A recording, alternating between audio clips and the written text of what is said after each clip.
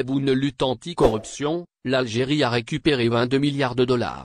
L'entrevue ayant eu lieu entre le président de la République, Abdelmadjid Tebboune et des médias, à l'occasion de la Journée mondiale de la liberté de la presse, célébrée le mercredi 3 mai 2023, a été diffusée sur plusieurs médias publics et privés durant la soirée d'hier, le samedi 6 mai, au cours de laquelle, le chef de l'État a abordé plusieurs sujets nationaux et internationaux.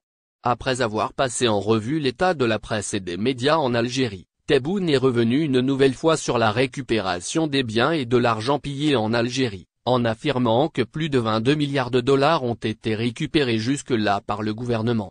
En effet, le président de la République a affirmé que l'Algérie continue de lutter contre la corruption au quotidien, ajoutant que les pays européens collaborent avec notre pays pour aider à récupérer les biens et l'argent pillés. En expliquant aussi que ce genre de procédures peuvent prendre du temps, mais que le plus important est d'y arriver. De plus, il s'adresse aux journalistes en leur disant que les découvertes de ces biens et argent pillés se font au quotidien, et qu'eux en tant que médias savent ce qui est fait et les moyens utilisés pour cela. En précisant que le ministère de la Justice a révélé que plus de 22 milliards de dollars ont été récupérés jusqu'à présent.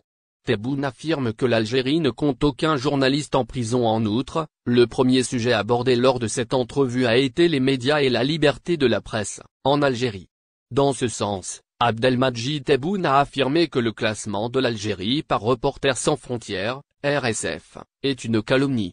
Le chef de l'État a également insisté en ajoutant que la classification des organisations non gouvernementales est une classification dirigée par les propriétaires de ces organisations, et que la seule reconnue est celle des Nations Unies. Affirmant aussi que le nombre de journaux en Algérie ne se retrouve que dans les pays développés, et que notre pays a dépassé la limite des 180 journaux, en plus des chaînes de télévision publiques et privées. De plus, Tebboune a affirmé que nous n'avons pas de journalistes en prison, justifiant que ceux qui ont été condamnés à des peines par la justice ont dû recevoir de l'argent de